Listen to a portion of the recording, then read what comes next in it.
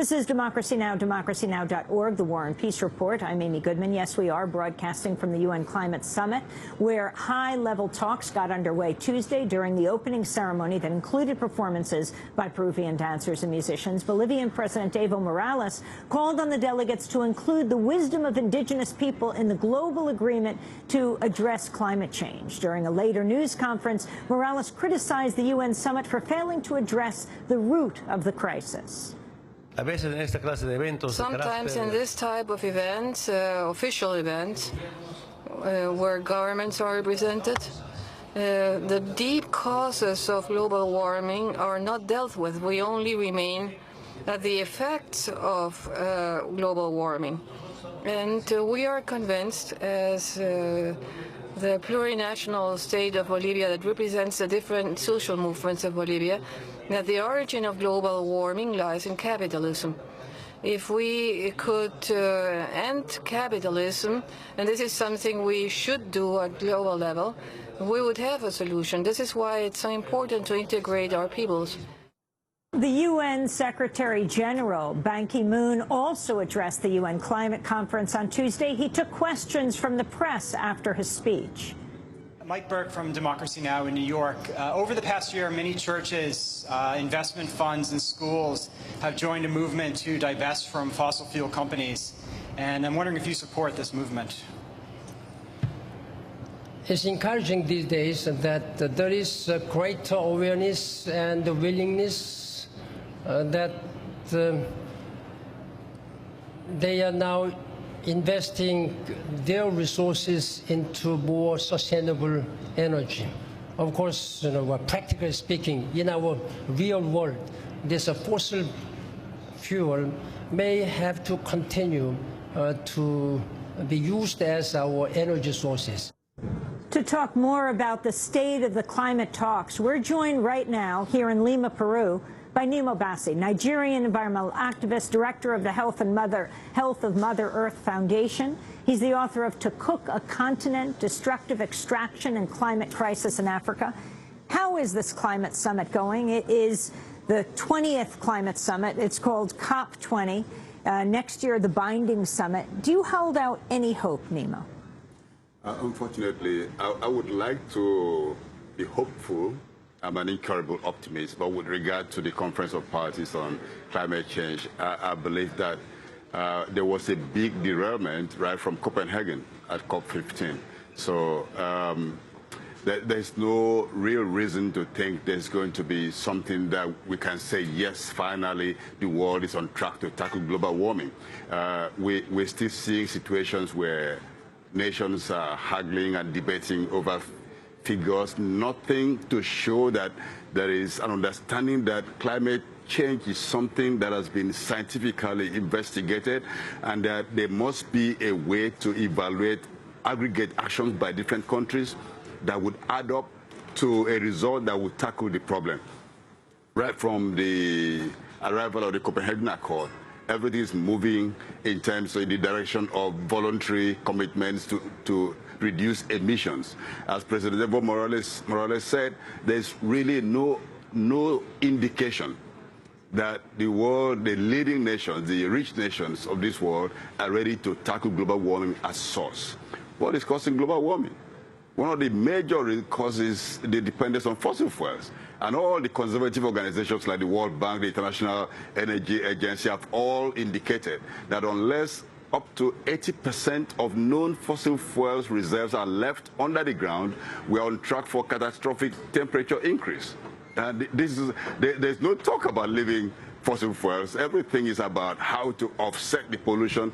So every mechanism is being developed that would help polluting industry and rich countries to continue with business as usual. Nemo, can you talk about the effects of climate change on Africa and particularly Nigeria? Well, the effect of climate change is real, already being experienced. It's not something for the future. And Africa is so central in the whole of this because Africa experiences 50% more in terms of temperature rise than the global average. So if the global average temperature goes up by 2 degrees Celsius above pre-industrial levels, in Africa the experience will be 3 degrees Celsius. If it goes to 6 degrees, that will be 9 degrees. Africa is set to be roasted. We're going to a scenario where we may have Africa without Africans. It's really horrible. The floods are getting more, the droughts, the desertification. Africa may well be the only continent where the desert is still spreading. And then with the assault on land grabs and everything, we are really being squeezed. In 2012, we had floods across the continent. In my country, Nigeria, 6 million people were displaced by flooding in 1 year. Over 300 lost their lives. We had similar flooding replicated across the continent. We're having also the challenge of sea level rise. Where I come from in the Niger Delta, the land is naturally subsiding. And so when you have a combination of sea level rise and land subsidence, you're having a heightened impact. We're seeing a situation also from research that if the situation continues the way it's going, by 2050, we may well have more than 50% increase on conflict on the continent. I mean, this is something I don't even want to think about, considering the level of resource conflict, political conflict, and other manifestations of violence on the continent. Can you explain what RED is, what it stands for, and what it means for the African continent? Well, RED is a mechanism that has been introduced in the... R-E-D-D. Okay, RED is reducing emissions for deforestation and forest degradation. That's what it's meant to mean. That's what it, I mean, it's a concept that nobody will really oppose. But when you look at the practice on the ground, it's just a carbon market mechanism where polluting industries and rich nations, instead of stopping pollution at source, would secure and buy up forests in Africa, in Latin America, somewhere else, and even some forests in the global north, so as to permit them to pollute. RED is a mechanism that permits the polluter to continue polluting. And so explain how it works. For example, the state of California can invest in an area in Brazil, which we're going to talk about in a minute, in Acre. And what happens to that area? So then California can pollute further, but what are they doing in Brazil? Well, what they would do in Brazil is that the forests would be, the forest-dependent communities would now be more or less displaced from having access to the forest, forest resources, and also their territories. If I take this back to Africa, right as we speak, there's displacement of communities in the Sengua people in Kenya who have been displaced from their forests because RED projects about to set in there. We've had displacement of thousands in Uganda already. In Nigeria, my own country, the Cross River Forest, part of it is being secured for RED projects. So people are forced out of their communities? Essentially, this is happening. People are being forced out with military power, military might, so as to secure carbon. Forest trees are being seen as carbon stocks, not as trees anymore. And the fearful thing is that with the discussions in RED, this may move on to issues of not just carbon in trees, but carbon in agriculture. So farmers will be farming carbon rather than growing food for people to eat. And unfortunately also for United Nations, a forest is a plantation is accepted as a forest. So RED is set to kind of accelerate plantations across the tropical world. This would mean more displacements of communities, more displacement of farmers from farming land, and of course it's going to compound the food crisis in the region. Well, Nemo Bassi, I want to thank you for being with us. Nemo Bassi is a Nigerian environmental activist and the Director of Health of Mother Earth Foundation. We'll be speaking to him more later in the week. He's the author of To Cook a Continent, Destructive Extraction and Climate Crisis in Africa.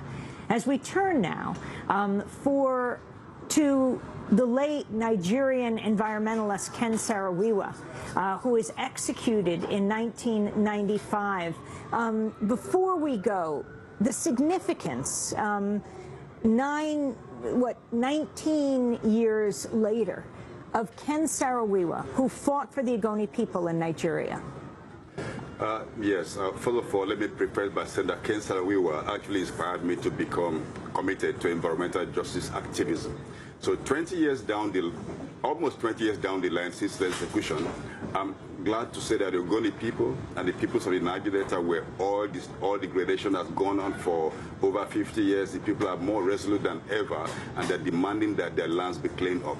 Now, for the Ogoni people, 3 years ago, United Nations Environment Program issued an assessment of the Ogoni environment and validated everything Ken Saro-Wiwa stood for and fought for, kind of indicating that what we have in Ogoniland is nothing short of ecocide, destruction of Mother Earth, a kind of destruction that is almost irreversible. Now, UNEP found pollution in some places, many places in Ogoniland, that has gone as deep as 5 meters into the ground, hydrocarbon pollution. The water is found to have benzene, which causes cancer, up to 900 times above World Health Organization standard. But 3 years after this report, there's been very little movement, unfortunately, by the Nigerian government and by Shell, who has been the major polluter in the region. Nima Bassi, thanks so